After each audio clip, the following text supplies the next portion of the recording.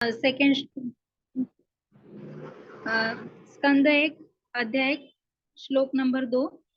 धर्म प्रोजित कैतवोऽत्र परमो निर्मत्सराणां सतां वेद्यं वास्तवमत्र वस्तु शिवदं तापत्रयोन्मूलनम्।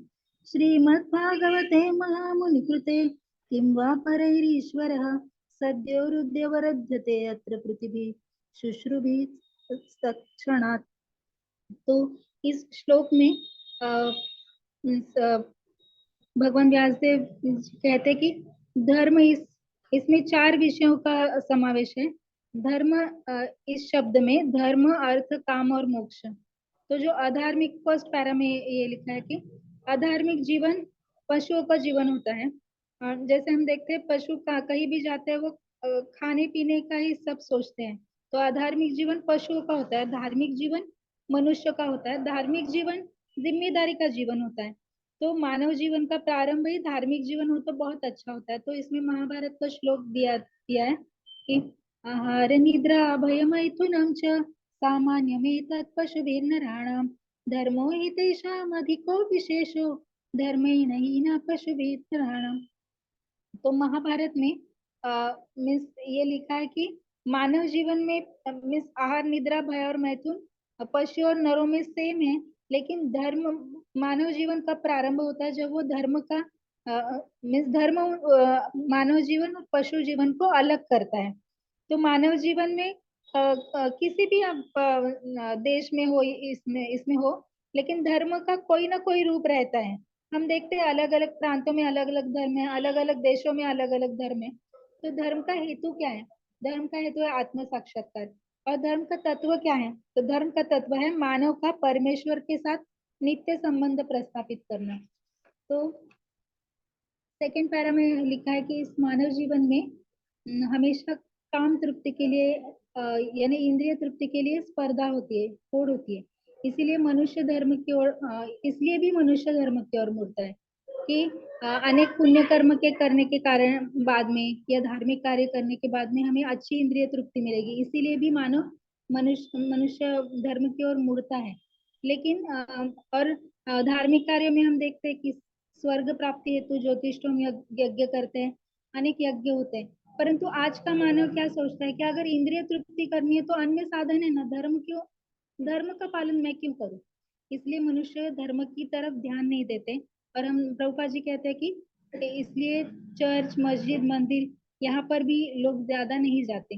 अब लोगों का इंटरेस्ट कारखानों में है, दुकानों में है, थिएटर्स में है। और इसका मीन्स हमेशा इसीलिए मनुष्य काम तृप्ति की विधियों में पड़ा हुआ होता है। और ऐसा होने के बाद में उसको सुख की प्राप्ति होती नहीं, क्योंकि उसमें सुख है ही नहीं, यानी थोड़ा है और वापस दुख ही आता है। और जब वो निराश होता है तो वो मोक्ष के लिए लालयित होता है और परमेश्वर से तदाकार होने के लिए लालयित होता है। ये सब इंद्रिय तृप्ति की विविध पद्धतियां हैं। तीसरे पैराग्राफ में ये बताया है कि ये 4 पुरुषार्थ वेदों में है, लेकिन इस तरह से है कि इंद्रिय तृप्ति के लिए अयोग्य स्पर्धा न हो। परंतु भागवत ऐसा एक अमल पुराण है, शुद्ध पवित्र, कि इसमें ये सब इन इंद्रिय तृप्ति के कार्यों से परे है। निर्मत्सराणम सतम, यानी भौतिक जगत में आप हम देखते हैं कि बहुत तीव्र स्पर्धा है इंद्रिय तृप्ति के लिए। पशुओं में है, मानव में है। मानव हम अभी भी देखते हैं बहुत सारे अलग अलग जातियों में है, राष्ट्रों में है। तो वो मत्सर के कारण है। तो भगवत भक्ति इनसे परे है, वो भौतिकवादियों लोगों से स्पर्धा नहीं करता। और मैं से हमारे यहाँ माता जी है, जानवा माता जी, वो हमेशा बोलती है डोंट फाइट विथ माया। तो माया से फाइट नहीं करना चाहिए, भगवान की शरण लेनी चाहिए। भगवान के धाम में जाने का मार्ग है निर्मत्सर होना, यानी हम किससे ईर्ष्या नहीं करें, मत्सर नहीं करें और मन को शुद्ध पवित्र करना। तो ये इतना आसान है क्या? नहीं, लेकिन है आसान नहीं, लेकिन नामुमकिन नहीं है। तो इसका द्वार है शुद्ध पवित्र मन का होना, कि बोधयंता परस्परम। अभी हम कर रहे हैं ना सब, एक दूसरे के साथ आदान प्रदान, ये भागवतम श्रवण वाचन, ये धीरे धीरे हमारे मन को शुद्ध पवित्र करेगा। और इसमें क्या होगा, इससे कृष्ण सेंटर हो गया हमारे, तो स्पर्धा नहीं होगी। हम भगवान की सेवा करते हैं तो इसमें स्पर्धा नहीं होनी चाहिए। और यही स्पिरिचुअल साम्यवाद है। और जो बाहर का साम्यवाद है उसमें क्या होता है कि जो अभी का साम्यवाद है वो, उसमें एक तानाशाह रहता है और उस तानाशाह के पद के लिए स्पर्धा होती है। तो स्पिरिचुअल साम्यवाद ये है कि ममय वंशो जीवलोके में भगवान का नित्य अंश और मैं नित्य दास हूँ, तो सभी समान हो जाते हैं। तो भौतिक जीवन का आधार है इंद्रिय तृप्ति, जिसका वेदों में भी निर्देश है। और वेदों में 3 मार्ग बताए हैं, काम्य कर्म, देवलोकों में उन्नति हेतु विविध देवताओं की उपासना, और तीसरा निर्विशेष स्वरूप से तदाकर्म। फिर चौथे पैराग्राफ में बताया कि भागवतम के अनुसार परम सत्य का निर्विशेष रूप ये अंतिम सत्य नहीं, उससे परे है परमात्मा और उससे परे है भगवान स्वयं। भागवत श्रेष्ठ क्यों है? क्योंकि परम श्रेष्ठ भगवान कृष्ण की आराधना उसमें बताई है। भक्त और भगवान के व्यक्तिगत स्वरूप का वर्णन है। भागवत कर्म कांड, ज्ञान कांड, उपासना कांड से भी श्रेष्ठ है, क्योंकि सबका सार है परम सत्य भगवान की प्राप्ति, ये उसका हेतु है।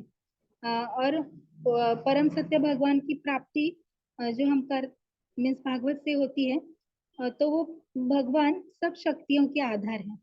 तो 5th पैरा में अचिंत्य भेदाभेद तत्व कहा गया है कि भगवान से अलग कोई तत्व नहीं, मतलब परतरन नान्यत किंचिद अस्ति धनंजय, मेरे से अलग कोई तत्व नहीं, लेकिन ये सब, इन सब शक्तियों से परे भगवान है, वो इसमें बंधे हुए नहीं है। तो 6th पैरा में ये अचिंत्य भेदाभेद तत्व से क्या होता है ये बताया है। पहला कि तार्किक लोगों का जो मत है कि शक्ति श्रेष्ठ है, उनको ये उत्तर है कि शक्ति है, शक्तिमान से अलग नहीं, उन पर आधारित है। दूसरा, त्रय ताप, आध्यात्मिक, दैविक, अधिभौतिक, के 3 तापों से रहित अवस्था, यानी ये 3 क्लेश दूर होते हैं भागवत श्रवण करने से। और इसका सार ये है कि इससे क्या होता है, हम भगवान के चरणों की शरणागति लेते हैं। 7th पैरा में बताया कि शरणागत भक्त की समझ कैसे होनी चाहिए। शरणागत भक्त किसको समझे कि वो भगवान से अलग नहीं, परंतु उसी वक्त वो भगवान का नित्य सेवक होता है, उसमें स्वामित्व की भावना नष्ट होती है और भौतिक बंधन से मुक्ति हो जाती है। 8th पैरा में बताया कि ब्रह्म सूत्र या वेदांत सूत्र पर व्यक्तिगत टीका है भागवत, व्यासदेव के पूर्ण ज्ञान के पूर्णावस्था में उनसे उनके द्वारा लिखी गई है। और व्यासदेव भगवान के प्रामाणिक अधिकारी हैं, तो स्वयं इसीलिए वो उनसे बेहतर कौन अधिकारी होगा जो भगवान के प्रामाणिक अवतार हैं। और सब वेद पुराण उनके द्वारा रचित है। फिर पुराणों में देवी देवताओं की उपासना का निर्देश है, परंतु भागवत में व्यासदेव भगवान कृष्ण की भक्ति का उपदेश करते हैं, इसीलिए ये अमल पुराण है। और 9th पैरा में कहा गया है कि भागवत का श्रवण कैसे करें, नम्रता पूर्वक, आह्वानात्मक प्रवृत्ति नहीं होनी चाहिए, और आरंभ से सुनना चाहिए, दशम स्कंद से नहीं, जिसमें भगवान की गुह्य लीला है उसमें से नहीं, पहले से सुनना चाहिए। और भागवत अनेक पुण्य कर्म करने के बाद ये भागवत सुनने में रुचि श्रोता में आती है। तो ये शुश्रूषु शब्द, इसमें शुश्रूषु शब्द में ये सब आता है कि नम्रता पूर्वक सुनना चाहिए, आह्वानात्मक प्रवृत्ति नहीं होनी चाहिए, आरंभ से सुनना चाहिए, और पुण्य कर्मों के उदय के बाद ये सुनने की योग्यता होती है। तो भागवत श्रवण में अरुचि किसे है, जो भौतिकवादी है, जो वैश्विक है, राजकीय, सामाजिक, इन सभी विषयों में लिप्त है, उनसे ये सुना नहीं जाता। लेकिन धीरे धीरे जब उनका पुण्य कर्मों का उदय होता है तो व्यक्ति ये सुनना चाहता है। हरे कृष्ण, दंडवत प्रणाम। और इसमें कोई ऐड करना चाहता है तो करे, और कुछ गलती हो गई तो सॉरी, वेरी सॉरी। हरे कृष्ण।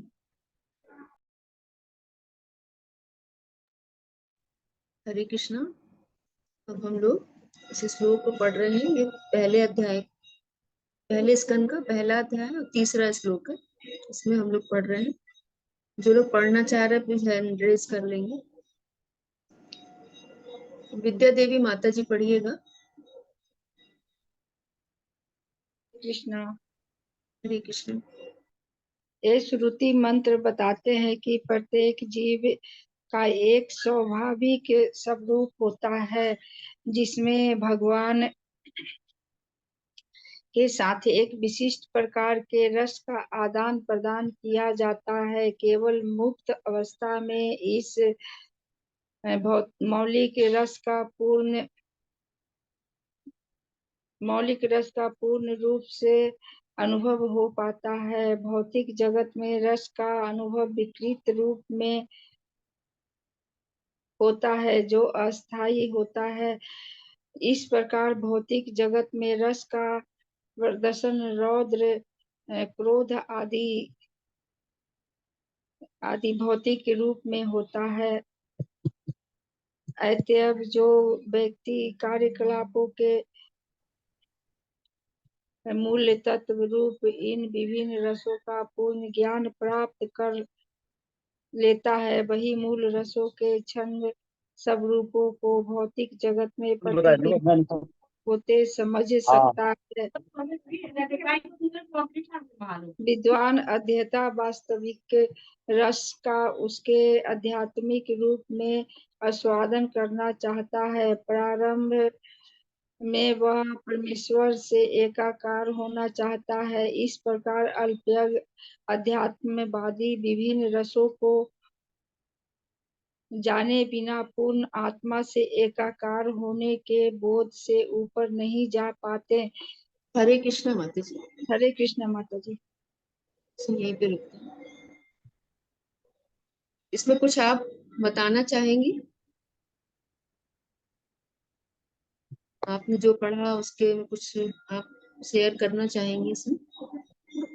इसमें बताया गया है कि मनुष्य अपने भौतिक रूप में दिव्य भगवान को पा नहीं सकता है, उसको दिव्य रूप में जाना पड़ेगा और क्रोध नहीं करना पड़ेगा, विनीत भाव से प्रार्थना करना पड़ेगा, तभी वो भगवान को पा सकता है, वैकुंठ लोक में जा सकता है।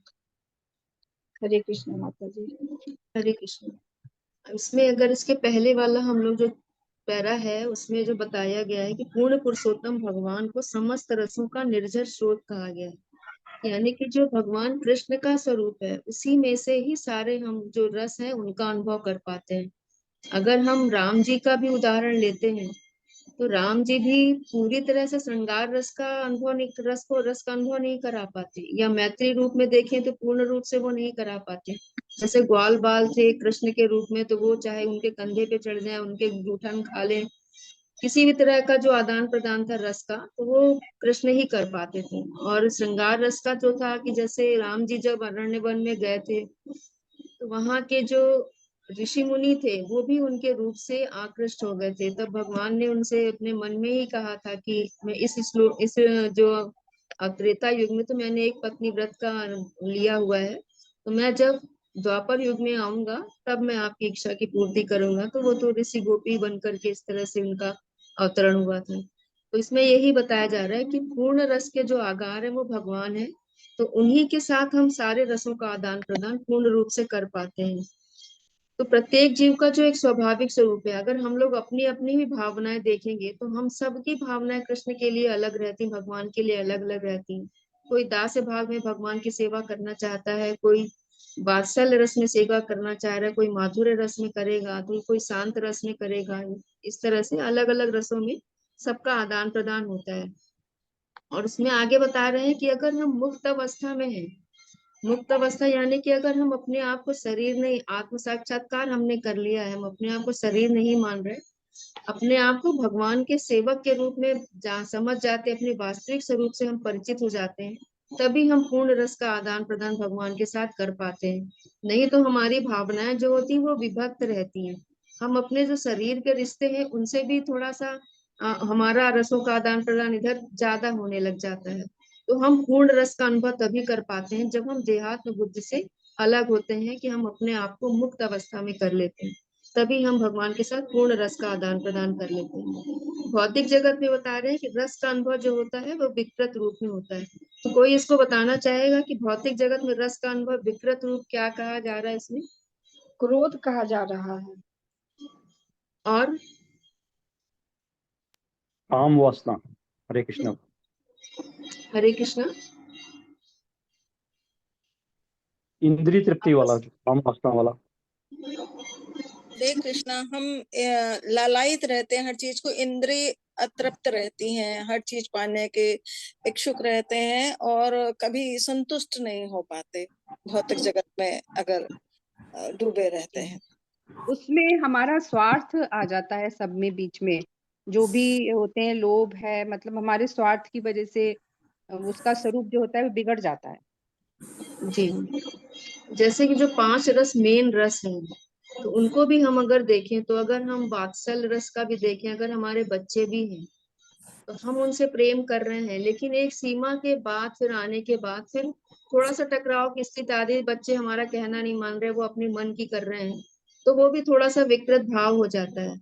अगर हम सेवक का भाव देखें, तो अब जो हमारे यहाँ जो बाई लोग भी काम कर रही हैं, तो हमारी एक्सपेक्टेशन रहती है वो हमारे अनुसार कार्य करें, तो लेकिन उनका क्या भाव रहता है, वो अपने हिसाब से कार्य करना चाह रही है, तो वहां पर भी हमारा पूर्ण रस का हमारा आदान प्रदान नहीं, कि वो पूरी निष्ठा के साथ हमारा कार्य नहीं कर रही है, तो हमारे मन में भी कटुता रहती है।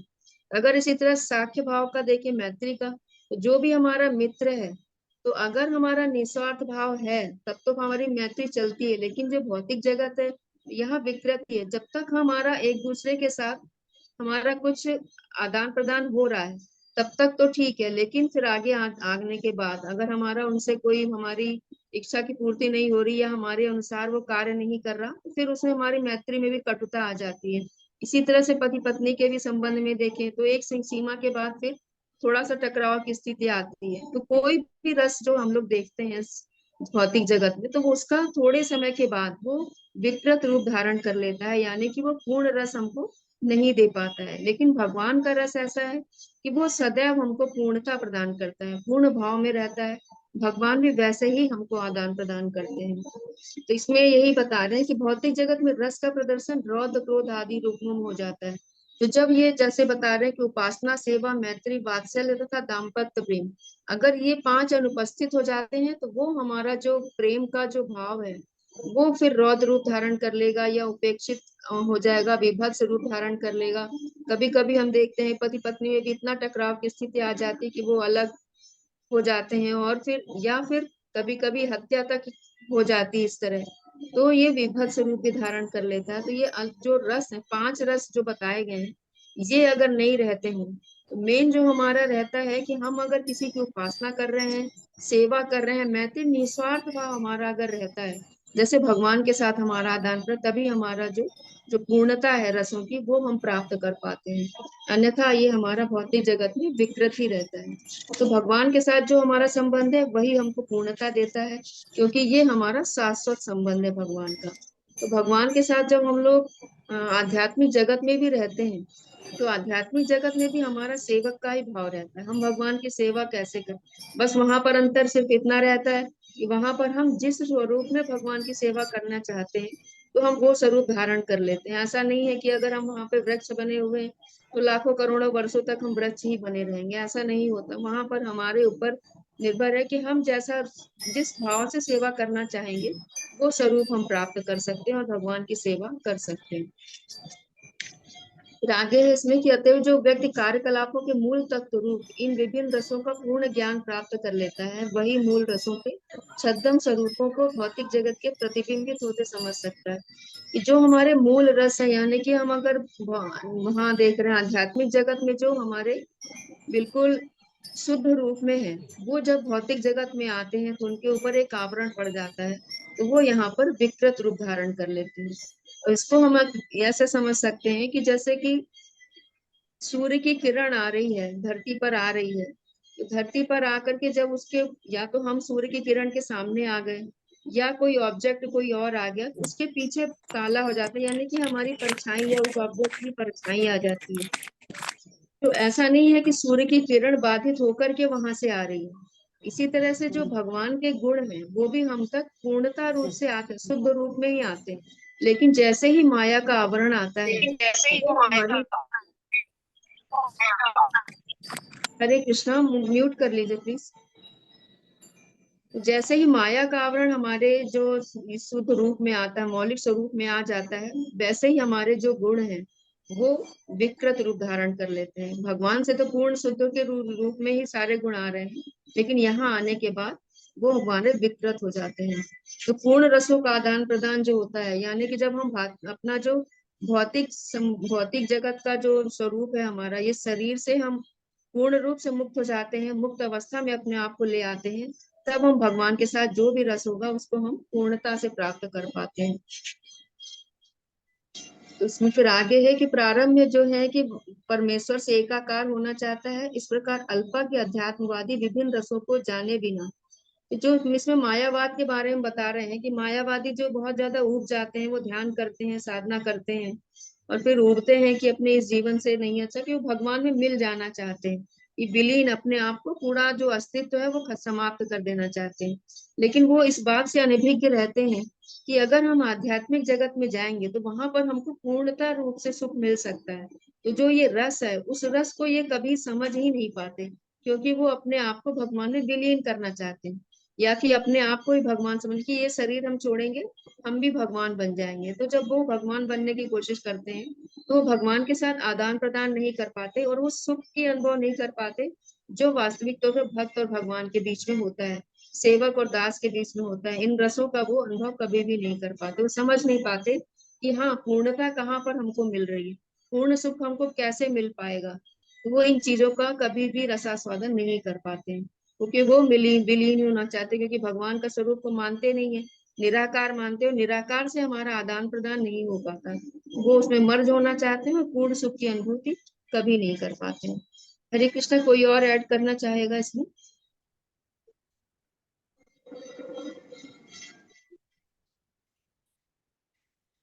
तो फिर आगे बढ़ते हैं।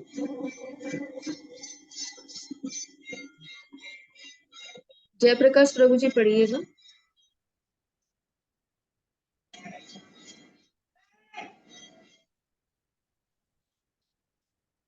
हरे कृष्णा। हाँ माता, इस श्लोक में यही से ना माता जी? जी यस प्रभु जी।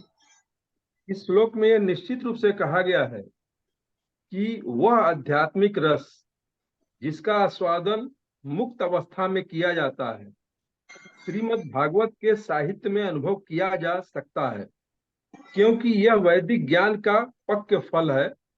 इस दिव्य साहित्य का विनीत भाव से श्रवण करने पे मनुष्य मन वांछित पूर्ण आनंद प्राप्त कर सकता है, किंतु मनुष्य को इस बात में अत्यंत सावधानी बरतनी होगी कि इस संदेश का श्रवण सही स्रोत से किया जाए।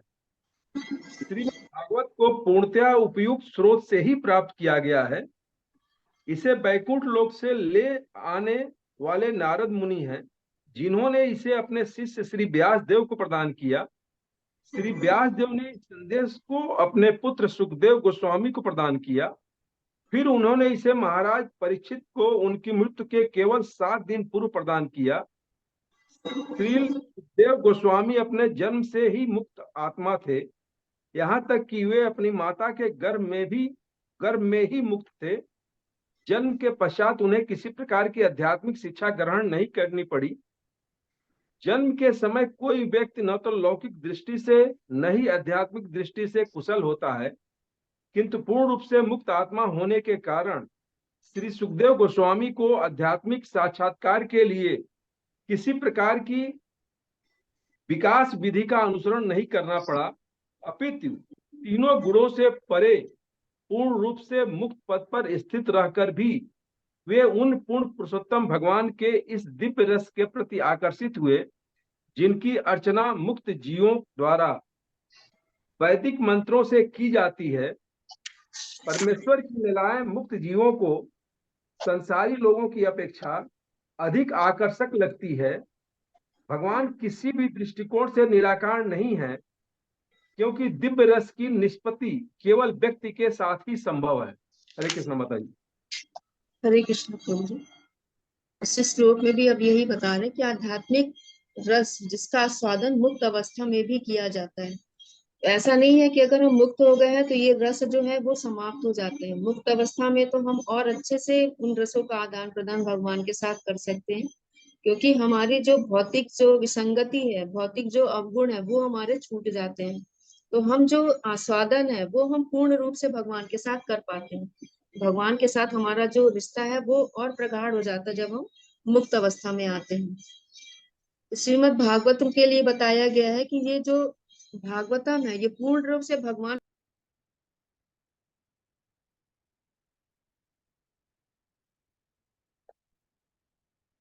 हरे कृष्ण आपकी आवाज चली गई। म्यूट हो गए माता जी। हरे कृष्णा ठीक है, कॉल आ ठीक। गई थी। इस दिव्य साहित्य का विनीत इसमें ये बता श्रीमद् भागवत साहित्य में अनुभव किया जा सकता है क्योंकि यह वैदिक ज्ञान का पक्व फल है। तो जो पूरा वेदों का जो सार है, पूरा वेदों का जो सार इसमें दिया गया है कि भगवान के साथ हमारा नित्य संबंध कैसे, यानी कि भक्त और भगवान की जो पूरी व्यवस्था है पूरी इसमें बताया गया है। ऐसे हमने पिछले श्लोक में भी पढ़ा था, ये कर्म कांड ज्ञान कांड इन सब से ये ऊपर है। हम कितने भी सकाम कर्म कर लेंगे लेकिन हमारा जो वास्तविक संबंध है, जब तक हम भगवान के साथ किसी रस से नहीं जुड़ते हैं तब तक हम भगवान की भक्ति का पूर्ण आनंद नहीं ले पाते, पूर्ण रस का। हम चाहे जितनी भी सकाम कर्म कर लें, कितनी भी भौतिक सुविधाएं हम प्राप्त कर लेंगे, लेकिन हमारे अंदर अपूर्णता सदैव बनी रहती है। जैसे भगवत गीता में भी हम लोगों ने पढ़ा था कि जैसे इस शरीर का एक अंग है, अगर उसको काट के अलग कर दिया जाता है तो वो अंग हमारे अंग तरह प्रतीत तो होगा लेकिन वो किसी कार्य का नहीं रहेगा। उसी तरह से हम भी भगवान के ही शाश्वत अंश हैं। तो हम जब तक भगवान से साथ जुड़े हुए हैं तब तक हमारी पूर्णता है। अगर हम भगवान से अपने आप को स्वतंत्र समझ लेते हैं तो फिर हम पूर्णता का अनुभव कभी नहीं कर पाते। हमें लगेगा कि हाँ हम बहुत सुखी हैं, हमने ये सुविधाएं हासिल कर ली हैं, इन चीजों का हम उपभोग कर रहे हैं, लेकिन वो मन से अशांत रहता है, वो कभी पूर्णता का अनुभव नहीं कर पाता है। तो इस तरह से जो भागवतम है ये हमको पूर्णता का अनुभव कराती है, क्योंकि यह वैदिक साहित्यों का जो भी है पूरा सार इसमें दिया हुआ है कि भगवान का जो प्रेम संबंध है वो हम किस तरह से प्राप्त कर सकते हैं। इस दिव्य साहित्य का विनीत भाव से श्रवण करने पर मनुष्य मन वांछित पूर्ण आनंद प्राप्त कर सकता है। तो विनीत भाव से श्रवण करने का अर्थ है कि हमें कोई चैलेंजिंग मूड नहीं होना चाहिए, कि हम भगवान को चैलेंज नहीं करें कि भगवान है शाश्वत, पहले तो हमको ये मानना है और फिर जो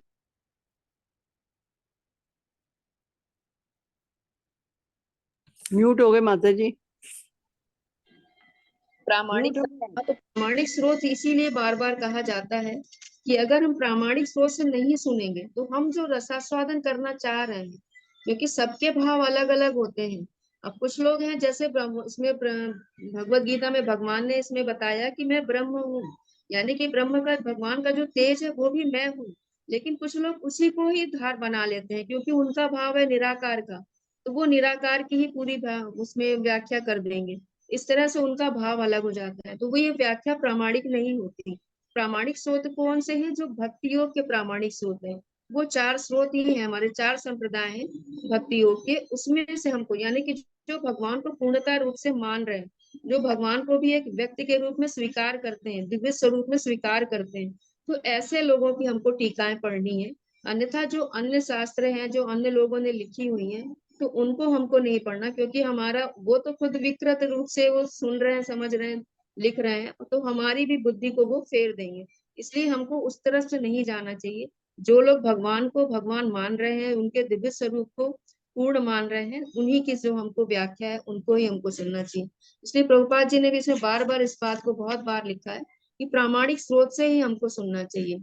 जो प्रामाणिक है, जो 4 संप्रदाय हैं, उनकी जो टीकाएं हैं, क्योंकि वो लोग भगवान को भगवान के रूप में मानते हैं, इसलिए हमको उनकी ही टीका सुननी चाहिए। तो हमको विनीत होना चाहिए, श्रद्धा होनी चाहिए भगवान के ऊपर, तभी हम इसका रसास्वादन कर पाते हैं। अगर कोई भगवान के रूप में मान नहीं रहा है तो फिर वो भगवान की जो दिव्य लीलाएं हैं उनको वो अनुभव नहीं कर पाएगा कि भगवान ने किस तरह से भक्तों के साथ आदान प्रदान किया, ग्वाल बालों के साथ किस तरह से आदान प्रदान किया, माता के साथ कैसा उनका आदान प्रदान हो रहा था। तो ये जो लीलाएं हैं भगवान की, इनका रसास्वादन वो नहीं कर पाते हैं। किंतु मनुष्य को इस बात से अत्यंत सावधानी बरतने के संदेश का श्रवण सही सोच से किया जाए। श्रीमद् भागवत को पूर्णतया उपयुक्त सोच से ही प्राप्त किया गया है। इसे वैकुंठ लोक से नारद मुनि लेकर के आए हैं। उन्होंने ही अपने व्यासदेव को, जैसे हम लोगों ने पहले भी पढ़ा था कि व्यासदेव जी सारे जो पुराण थे, 17 पुराण लिखने के बाद भी असंतुष्ट थे। फिर नारद मुनि ने उनसे पूछा कि आप असंतुष्ट क्यों हैं? तो वो व्यासदेव जी ने पूछा, मैं असंतुष्टता का अनुभव कर रहा हूँ, उनसे ही पूछा था नारद जी से। तो नारद जी ने फिर बताया कि आपने भगवान के बारे में इसमें कुछ भी नहीं लिखा है, इसलिए आप असंतुष्ट हैं। अब आप भगवान के बारे में लिखिए। तब उनके ही ज्ञान से फिर भगवान व्यास देव जी ने श्रीमद् भागवत पुराण की रचना की थी। श्री व्यासदेव जी ने इस संदेश को अपने पुत्र सुखदेव गोस्वामी को प्रदान किया। जैसे अभी भी एक प्रभु जी ने बोला था कि वो जनक महाराज जी से सुखदेव गोस्वामी ने लिया था। इसमें साफ तौर से प्रभुपाद जी लिख रहे हैं कि व्यासदेव जी ने सुखदेव जी को शिक्षा दी थी। जब सुखदेव गोस्वामी, वो तो निराकार ब्रह्म के उपासक थे, निर्विशेषवादी थे, लेकिन जब उन्होंने भागवतम के श्लोक सुने तो सुनने से ही भगवान की तरफ वो आकृष्ट हुए और भगवान की दिव्य लीलाओं के विषय में उन्होंने श्रवण करना चाहा। फिर व्यासदेव जी ने उनको पूरी भागवतम सुनाई थी और फिर सुखदेव गोस्वामी से परीक्षित महाराज को सुनाई गई और फिर यहाँ पर सूत गोस्वामी ने सुना और सूत गोस्वामी ने फिर नैमिषारण्य में जाकर के सौनक आदि ऋषियों को सुनाई थी। इस तरह से ये परंपरा के द्वारा आगे बढ़ रही थी। श्री सुखदेव गोस्वामी अपने जन्म से ही मुक्त आत्मा थे, यहाँ तक कि वे अपनी माता के गर्भ में ही मुक्त थे और जन्म के पश्चात उन्हें किसी प्रकार की आध्यात्मिक शिक्षा ग्रहण नहीं करनी पड़ी। इसमें ऐसा बताया जाता है कि माता के गर्भ में थे तो जैसा अभी माता जी ने भी बताया था कि वो बाहर नहीं आ रहे थे कि माया हमको जकड़ लेगी, लेकिन फिर भगवान ने जब उनको बताया कि नहीं आप बाहर आएंगे तब आपको माया नहीं जकड़नी, लेकिन वो किसी की बात नहीं सुन रहे थे कि जब वो बोल रहे थे कि व्यासदेव जी आप तो खुद भी माया में हैं तो आप हमको कैसे माया से बचाएंगे, जब तक पूर्ण पुरुषोत्तम भगवान आकर के हमसे नहीं कहेंगे तब तक मैं बाहर नहीं आऊंगा। तब भगवान स्वयं आते हैं और उनसे कहते हैं कि नहीं, तुम मुक्त आत्मा हो और तुम्हें माया जकड़ेगी नहीं, तुम बाहर आ जाओ। वो माँ के गर्भ से बाहर आते हैं और तुरंत जंगल की तरफ चले जाते हैं। इस तरह से वो निर्विशेषवादी थे और मुक्त आत्मा थे। वो मतलब गर्भ में ही वो मुक्त थे। वो जन्म के पश्चात उन्हें किसी प्रकार की आध्यात्मिक शिक्षा ग्रहण नहीं करनी पड़ी। जन्म के समय कोई भी व्यक्ति ना तो लौकिक दृष्टि से ना ही आध्यात्मिक दृष्टि से कुशल होता है। अब जैसे छोटे बच्चों को ही देखते हैं तो 2-2.5 साल तक तो बच्चे बोलना ही सीखते हैं, तो वो इतने श्लोकों को या मुक्त अवस्था में कैसे रह सकते हैं, तो वो तो खुद ही दूसरे पर आश्रित रहते हैं। लेकिन इसमें सुखदेव गोस्वामी का विवरण आ रहा है कि वो गर्भ में जब थे तब भी वो मुक्त आत्मा ही थे, किंतु पूर्ण रूप से मुक्त आत्मा होने के कारण सुखदेव गोस्वामी को आध्यात्मिक साक्षात्कार के लिए किसी प्रकार की विकास विधि का अनुसरण नहीं करना पड़ा। वो मुक्त आत्मा थे तो उनको किसी भी प्रोसेस से, यानी कि कोई उनको शिक्षा लेनी है या योग साधना करनी है, ध्यान करना है या किसी और से शिक्षा लेनी है, इस तरह से उन्होंने कभी विधिवत शिक्षा नहीं लिया है। अपितु तीनों गुणों के परे पूर्ण रूप से मुक्त पद पर स्थित रहकर वे उन पूर्ण पुरुषोत्तम भगवान के दिव्य रस के प्रति आकर्षित हुए। तो भगवान का जो आकर्षण था, जैसे ही उन्होंने श्लोक सुने थे, कहीं से भी श्लोक सुने तो वैसे ही आकृष्ट हो गए थे और फिर उन्होंने जानना चाहा था भगवान के विषय में, जिनकी अर्चना मुक्त जीवों द्वारा वैदिक मंत्रों से की जाती है। परमेश्वर की लीलाएं मुक्त जीवों को संसारी लोगों की अपेक्षा अधिक आकर्षक लगती हैं। अब यहाँ पे संसारी लोगों को क्या है, संसारी लोगों का जो विभक्ति रहती है, क्योंकि उनकी आसक्ति भौतिक संसार के प्रति ज्यादा रहती है, तो वो बहुत सी चीजों को, बहुत सी लीलाओं को वो समझ नहीं पाते। वो सोचते हैं कि ऐसा कैसे हो सकता है। बहुत से लोग आज भी हैं जो ऐसा कहते हैं कि इतने वो चमत्कारी पुरुष थे, या वो पूर्ण पुरुषोत्तम नहीं, भगवान को तो नहीं, भगवान नहीं मानते, वो एक परम पुरुष मानते हैं या ऐसा कोई दिव्य व्यक्ति मानते हैं, चमत्कारी पुरुष मानते हैं। तो यहाँ पर भी जो लोग हैं भौतिक जगत में भी, वो भगवान को पूरी तरह से भगवान नहीं मानते। इस तरह से वो दिव्य रस जो भगवान की लीलाओं का हम आस्वादन करते हैं वो नहीं कर पाते। लेकिन जो मुक्त अवस्था में रहते हैं वो जानते हैं कि भगवान का स्वरूप क्या है और किस तरह से भगवान ने लीलाओं की हैं, तो वो पूरी तरह से वो रस का आस्वादन कर पाते हैं। भगवान किसी भी दृष्टिकोण से निराकार नहीं है, क्योंकि दिव्य रस की निष्पत्ति केवल व्यक्ति के साथ ही संभव। अगर किसी का आकार नहीं है, तो जैसे कोई भी रस, चाहे वात्सल्य रस हो, श्रृंगार रस हो, किसी भी रस का वो अनुभव कैसे, जब वो व्यक्ति है ही नहीं तो निराकार से कोई व्यक्ति कैसे आकृष्ट हो सकता है। तो इस तरह से कोई भी रस का आदान प्रदान निराकार से नहीं हो पाता। तो रस का आदान प्रदान करने के लिए तो कोई स्वरूप होना का आवश्यक है। इसलिए इसमें प्रभुपाद जी ने लिखा है कि भगवान तो निराकार हो ही नहीं सकते हैं। दिव्य जो रस की निष्पाती है, जो दिव्य रस का आदान प्रदान है, वो भगवान के साथ ही हो सकता है, व्यक्ति के साथ ही हो सकता है। इसमें कोई और ऐड करना चाहेगा?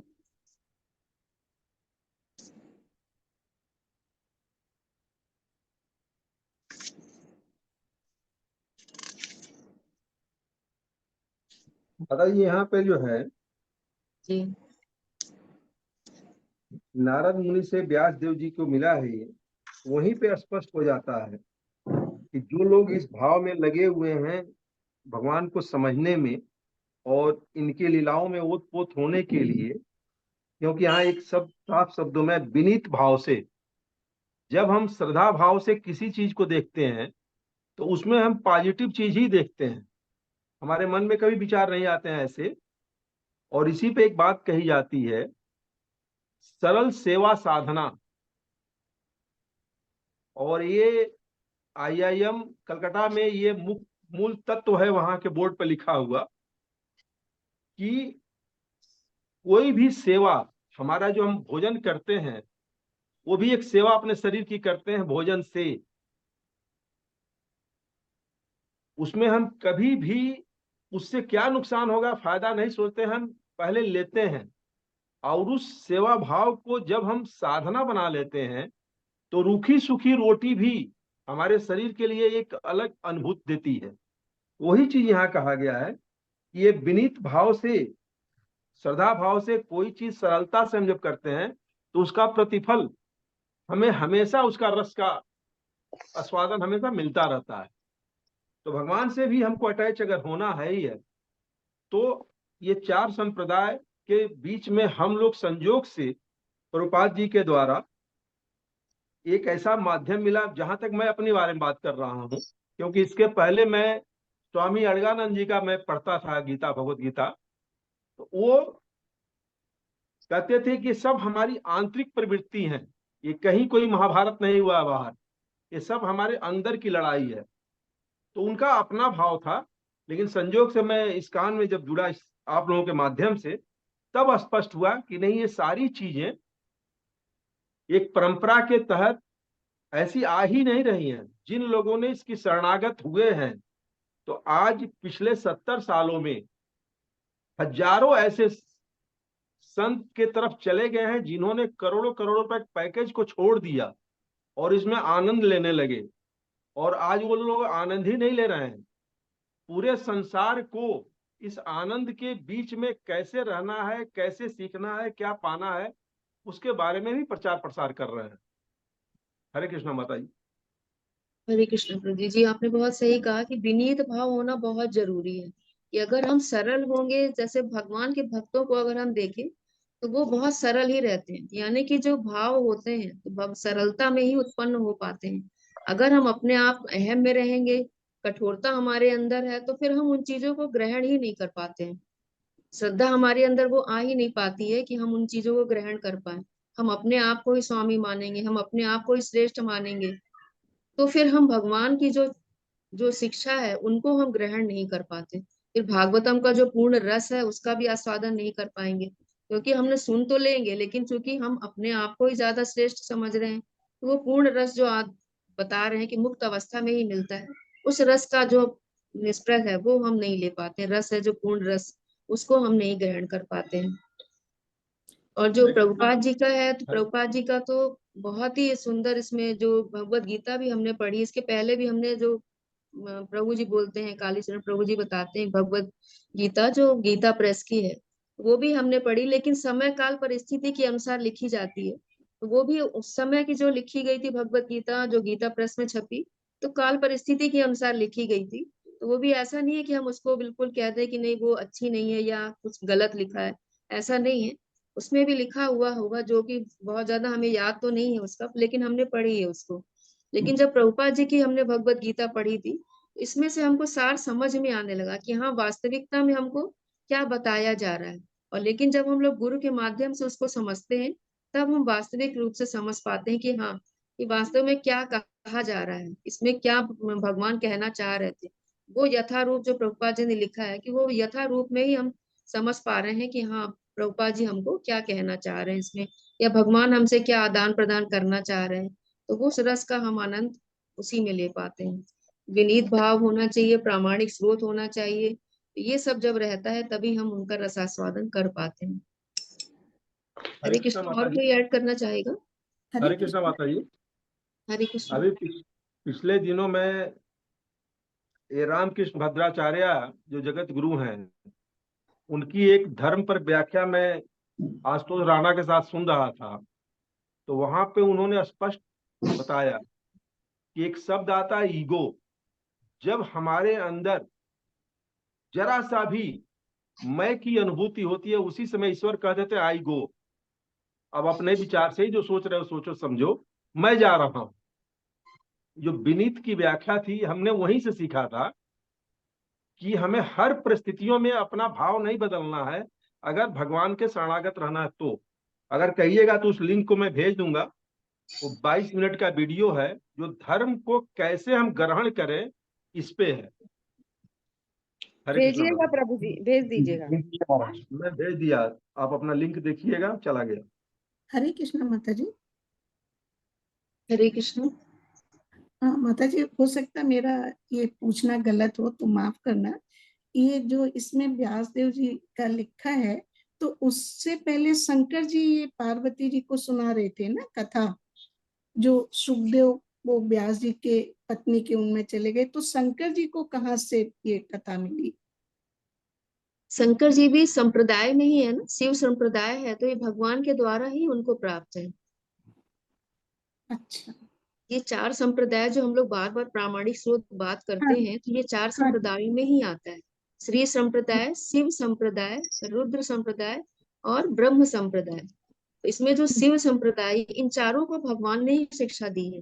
भगवान ने ही अंतःकरण में उनके पूरा ज्ञान प्रकट किया है। तो माता भगवान जी, जो एक कुमार संप्रदाय है ना शायद? हाँ, कुमार संप्रदाय हो गया, ब्रह्म गौड़ी संप्रदाय हम लोग जो है, ब्रह्म संप्रदाय, श्री संप्रदाय और शिव संप्रदाय। शिव संप्रदाय यानी कि रुद्र संप्रदाय भी उसको बोला जाता है। इन चारों को ही भगवान ने ही डायरेक्टली, भगवान ने सीधे तौर पे उनको अंतःकरण में भगवान ने ज्ञान प्रकट किया था। शिव जी को भी भगवान ने ज्ञान दिया, ब्रह्मा जी को भी ज्ञान दिया और श्री लक्ष्मी जी को भी ज्ञान दिया, और जो कुमार है उनको भी भगवान ने ही ज्ञान दिया। इस तरह से ये 4 संप्रदाय हमारे जो भक्ति योग के हैं वो आते हैं। जय श्री कृष्ण माता जी। हरे कृष्ण माता जी। हरे एक प्रश्न है मेरा, कुछ अटपटा सा है, परंतु जिज्ञासा है कि जैसे अब श्री सुखदेव जी तुरंत ही ज्ञान को प्राप्त हो गया और बिना किसी गुरु के ज्ञान के उन्हें ज्ञान प्राप्त हो गया, तो ये फिर किस संप्रदाय में आए? माता जी, ये इन्होंने तो शिव जी से कथा सुनी थी ना। नहीं तो ये तो मतलब गर्भ से निकले और जंगल की ओर चले गए और इन्हें ज्ञान प्राप्त हो गया, ये मुक्त अवस्था में बोला ही जा रहा है ना माता जी, मुक्त अवस्था में। इसको हम लोग पूछेंगे, हमें भी इसका ज्यादा नॉलेज नहीं किस संप्रदाय में आ रहे हैं। जी जय श्री कृष्ण माता जी। लेकिन मेरा प्रश्न है, जय श्री कृष्ण। सुखदेव है कि देखिए मेरा प्रश्न भगवान है, को सुना रहे थे अपने भागवत पार्वती जी को, उस टाइम इन्होंने सुनी थी ये सुखदेव जो है ना, इन्होंने भागवत तभी सुनी थी। जो पक्षी के रूप में वहीं पे सुना था इन्होंने, जब शिव जी पार्वती जी को सुना रहे थे। जी जी और धन्यवाद। वो बांसी ले रही थी तो उनके मुंह में चले गए थे ये सुखदेव जी। जय श्री कृष्ण माता जी। हरे कृष्ण। एक निवेदन है जी। आपने अभी 4 संप्रदाय बताए जी। लेकिन जहाँ तक गुरुजनों के अध्ययन से और काफी धर्म ग्रंथों के अध्ययन से हमें पता चला है, क्षमा चाहता हूँ, मैं किसी पर टिप्पणी नहीं करना चाहता, लेकिन जहां तक मैंने सुना है केवल 3 संप्रदाय यहाँ पर हैं और बाकी जितने भी संप्रदाय हैं वो सब उन्हीं संप्रदायों से निकली हुई शाखाएं हैं, जिनको हम शैव संप्रदाय, वैष्णव संप्रदाय और शाक्य संप्रदाय इनके नाम से जानते हैं। और इसके अलावा जितने भी संप्रदाय हैं, वैष्णव से संबंधित संप्रदाय सब वैष्णव संप्रदाय में आते हैं, शिव से संबंधित जितने भी संप्रदाय हैं वो शैव से आते हैं, संबद्ध है, और हरे कृष्ण जी। देवी से अभी संबंधित मैं काट रही हूँ आपको। वैष्णव शैव संप्रदाय ही भक्ति योग जितना भी है, भगवान को अगर हम मान रहे हैं तो वो वैष्णव संप्रदाय ही है जी। ऐसे तो भगवान सबसे हाँ, बड़े ये तो अलग हो, ये भगवान अलग शिव आपकी ही है। व्याख्या है, शैव शाक्य और ये वैष्णव। शैव जो है वो शिव को मानते हैं, एक्चुअल में वो शिव जी की आराधना करते हैं, वो शैव कहलाते हैं। जो विष्णु की आराधना करते हैं वो वैष्णव कहलाते हैं, और शाक्य जो है जो देवी की आराधना करते हैं वो शाक्य होते हैं। तो ये अलग अलग, ये तो संप्रदाय अलग हो गया, लेकिन भक्तियों की अगर हम बात कर रहे हैं, जो वैष्णवों की हम बात कर रहे हैं, तो वो हमारे 4 संप्रदाय हैं जो भागवतों वगैरह सब है ना। हरे कृष्ण प्रभु जी। ये वो आप कहना चाहते हैं कि वैष्णवों के 4 संप्रदायों के बारे में? जी, भक्ति योग के संप्रदाय है, एक्चुअल में ये भक्ति योग के संप्रदाय कहे जाते हैं। भक्ति योग तो माता जी वैष्णवों के लिए ही है, वो तो सारे ग्रंथ भक्ति तो जी भगवान विष्णु की ही जी सर्वश्रेष्ठ जी मानी गई जी है जी गृहस्थ जी, के हम लिए लोग भी। इसको प्रभु जी से और क्लियर कर लेंगे। ये वैष्णव जो आप 3 बता रहे हैं, तो वो इस तरह से डिवाइडेशन है कि शैव, शाक्य और वैष्णव, ये 3 अलग अलग हैं। जो देवी को मानते हाँ, हैं वो एक शाक्य निवेदन और कहलाते करना हैं। चाहता था माता जी, जी जी एक जी जी निवेदन और करना चाहता था। जैसे कि अभी प्रश्न किया था किसी माता जी ने कि भगवान सुखदेव जी को कहाँ से प्राप्त हुआ ये ज्ञान। तो उनको जन्म लेने के पश्चात ये ज्ञान नहीं हुआ था, उनको जन्म से पूर्व ही ये ज्ञान हो गया था। गर्ग संहिता में ये कथा आती है जी जी कि जब भगवान शिव माता पार्वती को कथा सुना रहे थे, तो शुक पक्षिणी के जो अंडे वृक्ष पर रखे हुए थे उनमें से हवा के झोंके से वो अंडा गिरा था और जो कि फूट गया था। लेकिन भगवान शिव की अमर कथा जो भगवती को सुना रहे थे माता जी पार्वती जी को, उसके प्रभाव से उसमें जीव प्रादुर्भूत हुआ। और जो है भगवान शिव को जब पता लगा कि इस शुक पक्षी ने अमर कथा को सुना है, क्योंकि भगवान ने पहले कहा था माता जी को कि हम दोनों के अलावा यहाँ कोई नहीं होना चाहिए। तो उस स्थिति में भगवान शिव जब उनको मारने दौड़े, तो माता वीतिका जो व्यास जी की धर्मपत्नी थी, वो उस शुक पक्षी के पीछे पीछे जब मारने के लिए आ रहे थे, तो माता वीतिका उबासी ले रही थी शाम्यप्रास के आश्रम में, और वो उनके मुख से होकर के उनके गर्भ में जाकर के स्थित हो गए। और माता वीतिका को कोई कष्ट ना हो, जिसके कारण भगवान शिव ने उनको छोड़ दिया। और इसी भय के कारण के बाहर आने पर विष्णु की माया पकड़ लेगी, तो वो अपनी माता के गर्भ से बाहर नहीं आए। और जब भगवान ने स्वयं आकर के उनको ये वचन दिया कि मेरी माया का प्रभाव तुम पर नहीं होगा, तब जाकर के वो माता वीतिका के गर्भ से बाहर आए थे। जी प्रभु, हरे कृष्ण। धन्यवाद प्रभु जी, आपने पूरी स्टोरी बताई इसकी। धन्यवाद धन्यवाद। प्रभु मेरी जी, धन्यवाद माता प्रभु जी जी, को आपने निवेदन किया। धन्यवाद। हरे कृष्ण माता जी। हरे कृष्ण। मैं ये पूछना चाहती हूँ कि मेरे पास जो श्रीमद् भगवत गीता इसका है, भगवतम का पुस्तक, वो कथा रूप में है। उसमें ये जो आप लोग श्लोक पढ़ती हैं वो श्लोक नहीं है, उसमें सिर्फ कथा दिया हुआ है। तो क्या उसको हम पढ़ सकते हैं या दूसरा खरीदना पड़ेगा? माता जी, हम लोग यहाँ पर प्रभुपाद जी की ही बुक पढ़ रहे हाँ, हैं। उनकी ही पुस्तक है, प्रभुपाद जी की ही पुस्तक है, और मैंने इस्कॉन से ही खरीदा है। अच्छा अच्छा। लेकिन वो कथा रूप है, उसमें कोई अगर ये आप श्लोक समझ, नहीं है। अगर आपको वो पीडीएफ भी आप शेयर किया है प्रभु जी ने, आप उससे भी पढ़ सकती हैं। हाँ, तो हो वो सकता है तो उसमें उससे कथा रूप में पढ़ती होगा, हूँ। तो ज्यादा डिटेलिंग नहीं होगी उसमें। नहीं, डिटेलिंग बस ऐसे कहानी जैसे होता है ना, उस तरह से हम पढ़े हैं उसका। 8-10 मतलब के 8-10 पन्ना पढ़े हैं, अभी शुरू किए हैं। जी जी जी जी तो स्टोरी सब तो यही सब है जो जी जी। मतलब हो रहा है, लेकिन उसमें श्लोक नहीं है।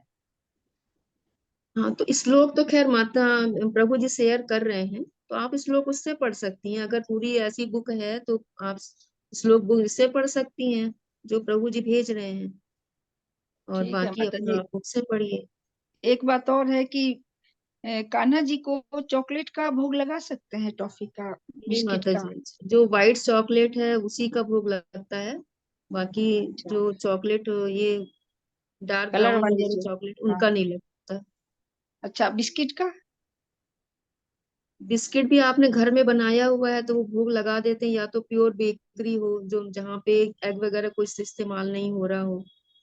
ऐसा तो होता नहीं है ना, सब हाँ, डाल तो के ये ही। तो, ये शुद्धता ही बहुत चाहिए है हाँ, भगवान के तो हम भोग में। हम नहीं लगाते हैं, लेकिन हम ऐसे जानकारी चाहे थे कि अगर नहीं बहुत माता लोग जी, लगा नहीं। देते हैं, सुनते हैं कि बिस्किट रख दिए तो टॉफी रख दिए, तो इस तरह से लड्डू गोपाल हाँ, के पास भाव रख के भाव लोग सबके चले अलग जाते अलग हैं। माता जी हैं, तो बहुत ज्यादा हम लोग भी उनको मना नहीं करते हैं। यहाँ पर भी बहुत सी माताएं हैं तो जो ऐसा करती हैं। बस ये है कि कॉफी वगैरह का हम लोग बहुत मना कर देते हैं कि कॉफी वगैरह का भोग नहीं लगता। हम तो कैफीन जो भी कॉफी किसी चाय तरह। लेते ही नहीं है, इसलिए भोग भी नहीं लगाते हैं हमारे घर, हम बनाते बहुत सी ही नहीं माताएं है। लगाती थी, चाय का भी भोग लगा देती थी। नहीं, तो मैं तो पीती ही नहीं हूँ, इसलिए मुझे जी भोग लगाने की जरूरत ही नहीं पड़ती है। जी जी। हाँ। हरे कृष्णा माता जी। हरे हरे कृष्णा। धन्यवाद। तो हम लोग फिर मीटिंग एंड करते हैं। किसी और को कुछ बोलना है क्या? हरे कृष्णा माता जी। हरे कृष्णा। थोड़ी सी जिज्ञासा थी।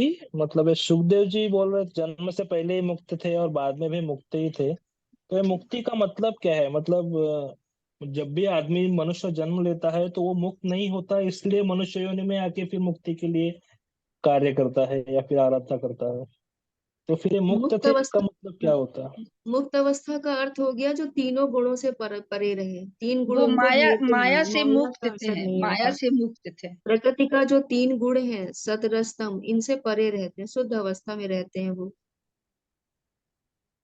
तो यहाँ पर तो आए वो, चूंकि वो उन्होंने, जैसा अभी प्रभु जी ने कहानी सुनाई थी कि जब पक्षी के रूप में थे तभी उन्होंने भागवतम सुन ली। तो भागवतम सुनने के बाद तो वैसे भी कहा जाता है इंसान पूरी तरह से मुक्त हो जाता है। तो उन्होंने उससे उस समय भागवत सुनी थी, तो वो तो मुक्त अवस्था में ही थे। जब मनुष्य का भी शरीर धारण किया उन्होंने तब भी वो मुक्त अवस्था में ही थे।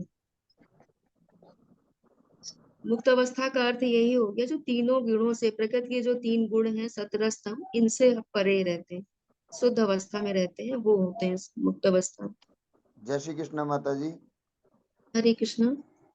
अभी जो प्रभु जी ने प्रश्न किया था इसका मैं, अगर आप लोग आदेश करें तो मैं कुछ कहना चाहता हूँ इस विषय में। बिल्कुल बताइए प्रभु जी, बिल्कुल। पहले जो अभी माता जी ने प्रश्न किया था, चॉकलेट बिस्किट इत्यादि का भोग लगाया जा सकता है क्या? तो पहली बात तो जहां तक आयुर्वेद में मैंने पढ़ा उसमें कहा गया है कि भगवान को केवल उन्हीं वस्तुओं का भोग लगाया जा सकता है जिन वस्तुओं को आप ग्रहण करते हो और जो शुद्ध और पवित्र भाव विचार और वस्तु से बनी हो। यहाँ पर किसी चीज का नाम नहीं है, और जो चीज हृदय में विकार पैदा करे ना तो ऐसी वस्तु भोग्य के लिए बताई गई है न भगवान को भोग लगाने के लिए। दूसरी बात, अभी सुखदेव जी के लिए जो बात मुक्ति की बात कही गई थी उसके लिए गर्ग संहिता का एक प्रसंग है कि सुखदेव जी तो भगवती राधा रानी के जो है पास गोलोक धाम में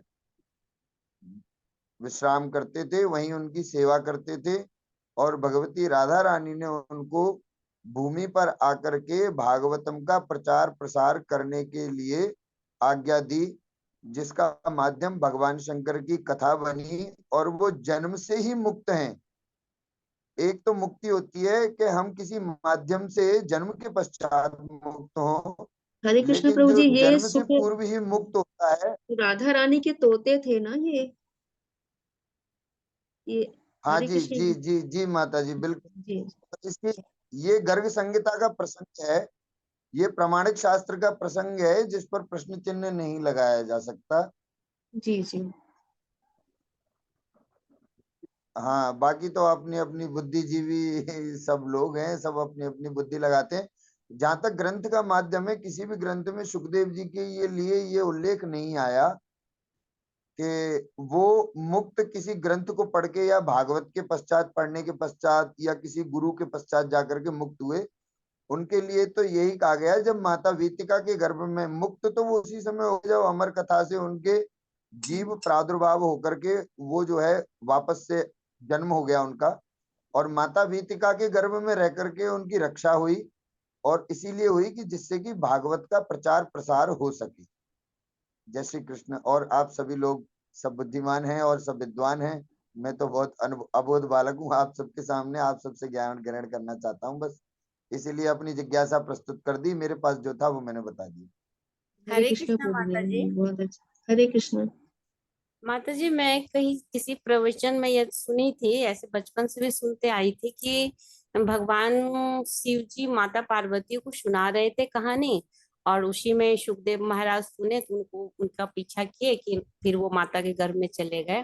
तो वो कौन सी भगवान कृष्ण की कथा सुना रहे थे माता पार्वती को, या भगवान राम की कथा सुना रहे थे, या भागवतम तो की हरे कृष्णा माता भागवतम जी। की वो भागवतम था। और अगर आप कोई माता जी बता रही थी कि अमरनाथ गई थी, तो अमरनाथ में अगर आप जाएंगे तो आपको ये सब पता चल जाएगा कि श्री भोलेनाथ ने अपने सारे अंग, उनके जो शेष थे, जो वासुकी नाग थे, गणपति थे, सबको उसके नाम से वहां पर है। शेष नाग टॉप है, गणपति टॉप, इस बार सबको मैं छोड़ते गई जाते हैं थी प्रभु, मैं इस अमरनाथ। बार दर्शन करके आई हूँ अमरनाथ से मैं। हाँ, तो आप गए होंगे तो आपको शेष नाग टॉप वगैरह सब वहां पर वो जी छोड़ते जाते हैं, सबको सबको वहां से खाली करा देते हैं। और उस गुफा में, जो अमरनाथ गुफा है, वहां पर सिर्फ माता पार्वती होती हैं और भोलेनाथ होते हैं।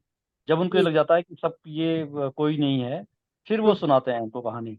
जब कहानी सुनाते हैं तो बीच बीच में माता पार्वती को नींद आ जाती है, तो वो नींद में वो तोता जो है, जो जो इन्होंने वही वर्णन किया था किस तरह से आए, जो सुखदेव जी हैं, वो हूँ वो ऐसा करते रहते हैं। जब वो भोलेनाथ सोचते हैं कि ये माता पार्वती हाँ हाँ कर रही हैं, लेकिन वो लास्ट में जब उन्हें पता चलता है कि अरे ये तो तोता है, ये इनको तो नींद आ रही, और ये तो जैसे उनको पता चलता है तो त्रिशूल लेके वो भागते हैं। फिर वो वर्णन अभी उन्होंने बताया था किसी प्रभु जी ने। फिर वो माता उनके गर्भ में चले जाते हैं, और वो तो मुक्त जीव है, उन्हें पता है कि स्टोरी इसमें सारी अगर हम यानी जगत में राम आएंगे। की कथा, यानी राम की कथा भगवान शिव नहीं सुना रहे थे, भागवतम सुना रहे थे। वो ये भागवतम सुना रहे थे, लेकिन राम के वो प्रिय भक्त हैं, काशी में उनका यही काम है कि वो राम नाम का ज्ञान देते हैं। तभी को कहते हैं ना, काशी में आपको मुक्ति मिलती है। राम तो उनका राम जब चलता रहता है, राम आराध्य थे राम। उनके। लेकिन जो ये एक वहाँ अमरनाथ में जो सुनाई है, जो अमर कथा, वो ये भागवतम ही थी। और अच्छा भागवतम जैसा बताते हैं लोग। और क्योंकि ये जीव मुक्त जीव थे, तो इनको मालूम था कि अगर ये बाहर आएंगे गर्भ से तो ये माया के जाल में फंस जाएंगे। लेकिन माता माया करेंगे माया आप। में फंसेंगे तो फिर वही तो जब वो माता जी ने भी बताया कि जब परमेश्वर उन्होंने, श्री कृष्ण ने उन्हें आश्वासन दिया कि आप बाहर आइए, आप माया आपको नहीं घेरेगी, तभी वो बाहर आते हैं। और वो उसमें फिर कई वर्णन है, हम भागवत में पढ़ते जाएंगे।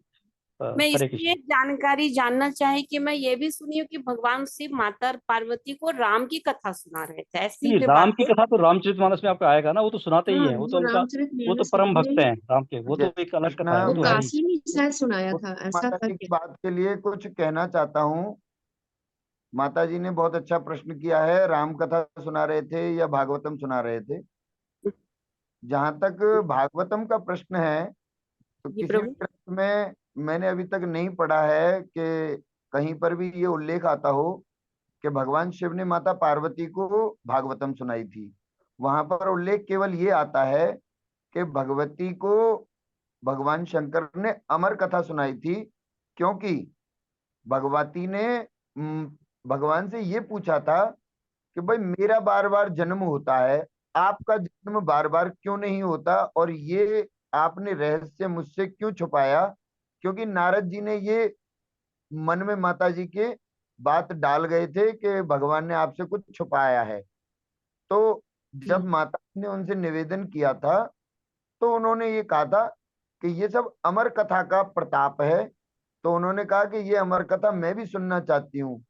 तब भगवान ने उनको वो अमर कथा सुनाई थी। यहाँ पर कोई भी राम जी का, कृष्ण का, या किसी भी अन्य किसी देव का कोई लेना देना नहीं था। और न वो कोई भागवत थी, न कोई रामायण थी, न किसी प्रकार का वो कोई ग्रंथ था। वो भगवान के हृदय में जो भगवत लीला होती है, वही लीला भगवान के, शंकर के जो मन में अमर कथा है, वो भगवान की केवल लीला है, जो प्रत्येक काल में भगवान अवतार लेते हैं और अवतार के माध्यम से जो वो लीलाएं करके समाज को संदेश देते हैं, उनके प्रभाव से भगवान शंकर। और जहां तक राम जी की बात है कही जाती है, तो राम जी के लिए कहा जाता है कि राम जी के ध्यान में भगवान शिव सदैव लीन रहते हैं, क्योंकि मर्यादा पुरुषोत्तम अवतार राम जी का है। और भगवान शिव मर्यादित जीवन को हमेशा मायने देते हैं, संज्ञा देते हैं, और कहते हैं, लोगों को यही शिक्षा उन्होंने शिव पुराण में भी दी है, जिसको हम लोग लिंग पुराण के नाम से जानते हैं। उन्होंने ये कहा है कि जो व्यक्ति जीवन में मर्यादित रहता है, वही व्यक्ति अपने जीवन के उच्चतम स्तर को प्राप्त कर पाता है, भगवत शरणागति को प्राप्त कर पाता है, भगवान का प्रेमी हो पाता है। जय श्री कृष्ण माता जी। जी प्रभु। हरे हरे कृष्ण। हरे कृष्णा माता जी। हरे कृष्ण माता जी। हरे कृष्णा माता जी, अब मीटिंग एंड करेंगे। अनुपम चंपकलता माता जी है क्या? हरे कृष्ण माता जी। हाँ, हरे कृष्ण माता जी। हम लोग हरे कृष्णा मंत्र, वैष्णव प्रणाम मंत्र बोलते हैं। हरे कृष्णा कृष्णा कृष्णा हरे हरे, हरे राम राम राम हरे हरे।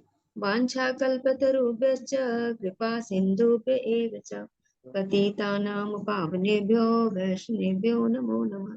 श्री प्रभुपाद की जय, सभी वैष्णव भक्त वृंद की जय, श्री श्री राधा रमण बिहारी जी की जय। हरे कृष्णा, सभी भक्तों को दंडवत प्रणाम।